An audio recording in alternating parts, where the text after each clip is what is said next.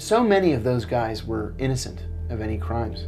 And to lose 8, 10, 12 years of your life for nothing is inexcusable. And a real shame is that our government doesn't even issue an apology.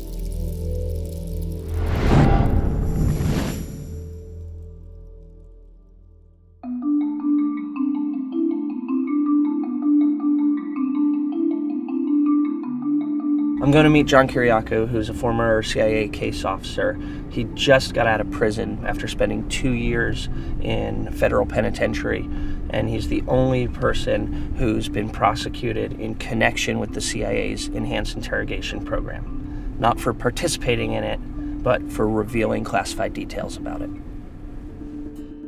In 2007, John Kiriakou became the first CIA officer to reveal that Al-Qaeda facilitator Abu Zubaydah was waterboarded, a detail that was then a closely guarded secret. Zubaydah was the CIA's high-value detainee, captured after 9/11, and the guinea pig for the agency's enhanced interrogation program. He's been held captive at Guantanamo since 2006. Waterboarding was one of the techniques. Yes. And was it used on Zubaydah? It was. And was it successful? It was. The unauthorized disclosure to ABC News turned Kiriakou into a household name overnight, led to a lucrative book deal, and landed him on the government's radar. After he told ABC News that Abu Zubaydah was tortured, Kiriakou revealed another piece of classified information to a journalist, the identity of a covert CIA operative who was involved in the CIA's rendition, detention, and interrogation program. The government prosecuted Kiriakou for the leak, and in 2013, he accepted a plea deal that sent him away to a federal penitentiary for 2.5 years. We caught up with Kiriakou at his home in Arlington, Virginia, just a few days after he was released. Hey, John. how are you? Good to see you. Good to see you. Please come in. Thank you. Good to be home? Yeah, it's good to be home. It's frustrating, too, at the same time. You know, I was only gone 23 months, and the readjustment is... Thank you. Thank you. It's dramatic. These guys who do 10, 20, 30 years, I don't know how they readjust. And I can see why people don't want to leave prison after a while. In addition to a broken chair that I sit in every day, I've got a job situation where I've got to work 40 hours a week from an approved office or store or business or whatever, not from home. Okay. Or I risk going back to prison. And I didn't know that until last night. So I've accepted this terrific job working from home in business development for a medical technology company. And they told me last night, either get an office or quit. And then if I don't get a 40-hour job, I risk going back to prison. I posted this on Twitter this morning. It says, I really need a job. Must be 40 hours and not from home. I don't want the halfway house to send me back to prison just for unemployment. Ideas? John, you got to admit, your resume is a little unorthodox. My resume is unorthodox. Former CIA I'm a trained spy. Right. Former spy. Right. On the Abu Zubaydah capture team. Right. Spent 2 years in federal prison. Yes. Yes. What skill set are you going to apply in the real world? I count the current Secretary of State among my former employers. Yeah, and I'm going to end up at a Dunkin' Donuts. So that's the world I'm living in right now. Esoteric taste in literature? You know, My Country Versus Me. By Wen Ho Lee, I wanted something sympathetic on these long bus rides up to the halfway house. What was your first day out like? I was originally told I would spend an hour at the halfway house and then be sent home on house arrest. So my wife and kids and a friend picked me up at prison, and we were going to stop for lunch, but decided not to risk it. We were afraid we didn't have enough time. First meal when you got out, you did that whole... You know, was there something you had been like craving? Yeah, I was craving Greek food, and we planned it out that we would stop for lunch at a friend's diner here in Arlington. I was going to get a gyro platter, and that just didn't happen. So that night, what did we eat that night? My wife cooked that night, and then the next night we ordered out sushi. Yeah. I was dying for Things sushi. you weren't getting in prison. That's right. Oh, in prison it's an all carb all the time diet. Right. Yeah. Like everybody, I put on weight in prison. I actually had a lot of trouble sleeping that first night.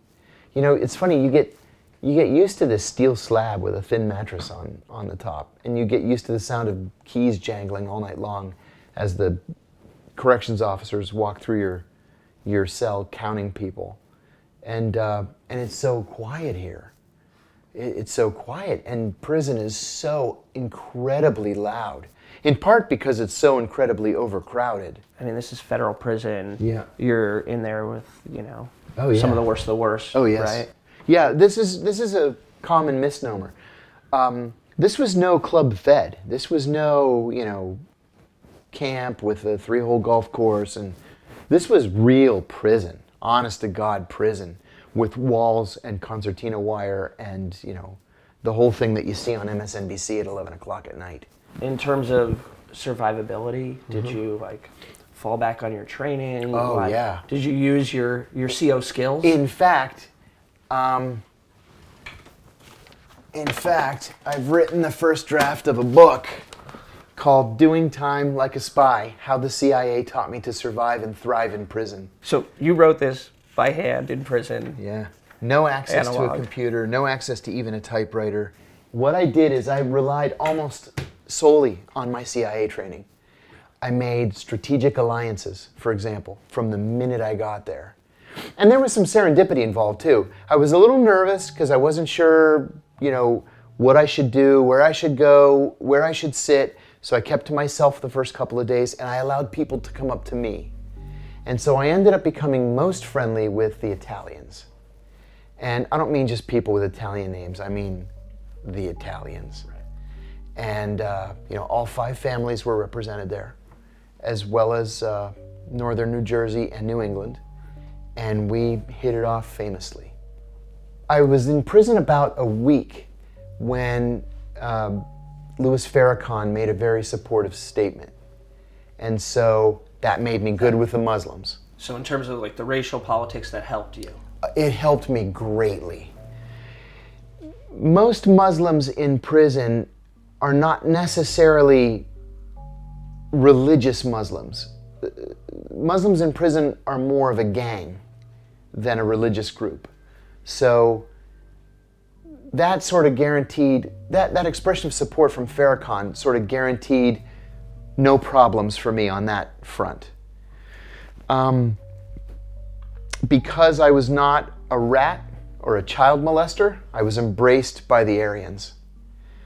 Went to the Aryan Super Bowl party, went to the Aryan Christmas party, sat at the Aryan table for the first year until I moved in with the Italians.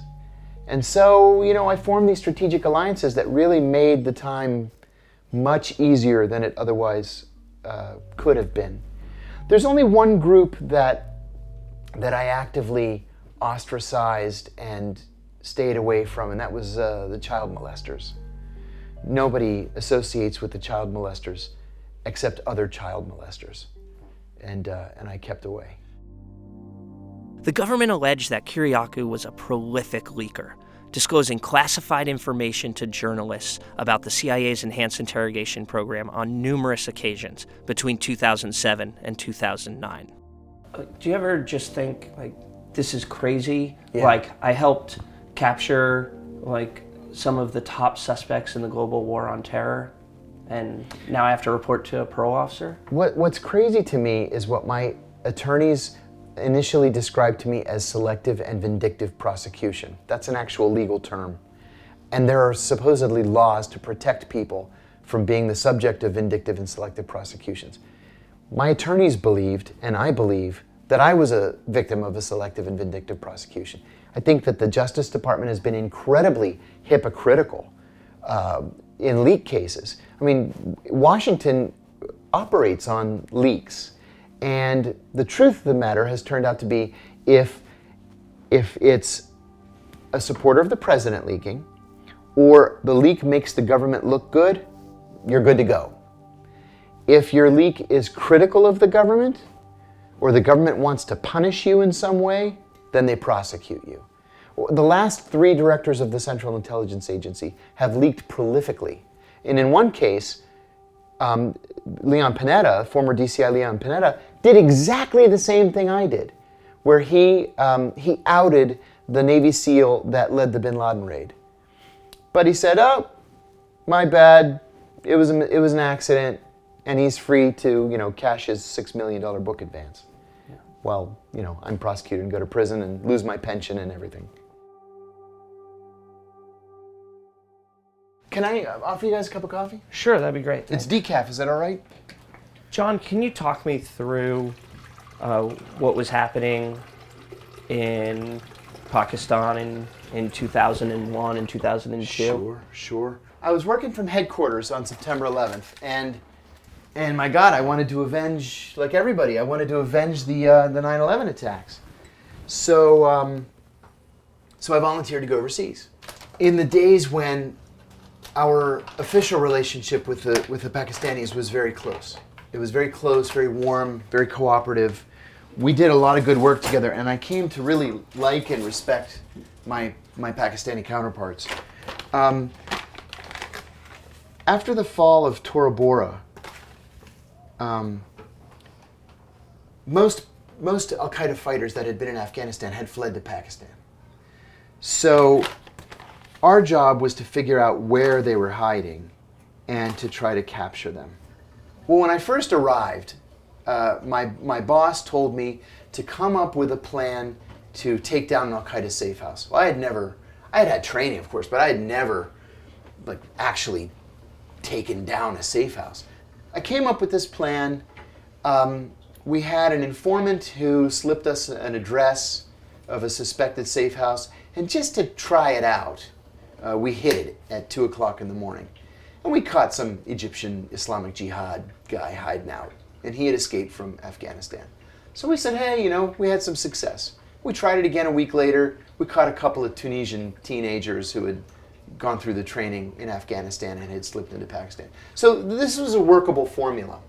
We got word from Washington that Abu Zubaydah was somewhere in Pakistan, and our job was to catch him. At the time, we thought that Abu Zubaydah was a major Al-Qaeda figure. It turned out he was not. He was never an actual member of Al-Qaeda. He had never pledged fealty to Osama bin Laden. But he was the commander of the 2 training camps.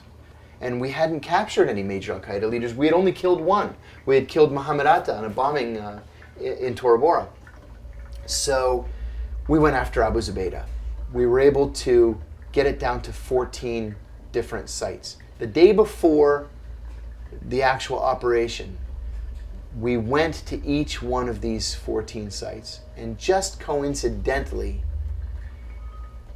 we got to one site that we thought was probably going to be a big deal for us, and my phone rang, and it was the analyst, and he said that Abu Zubaydah had made a mistake in his communications. I probably shouldn't say more than that on that point. And then at 2 a.m., we beat down the door of all 14 places. The Abu Zubaydah house, it turned out, had a steel reinforced door. And so it took quite some time, many minutes, to get through the door.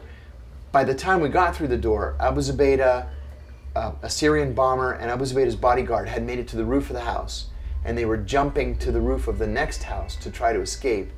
And a Pakistani soldier shot all 3 of them as they came down, or as they jumped, and then they came down after being hit. The Syrian was killed instantly. Abu Zubaydah was gravely wounded. He was shot in the thigh, the groin, and the stomach with an AK-47. And then the bodyguard was shot through the leg. And that's how we got him.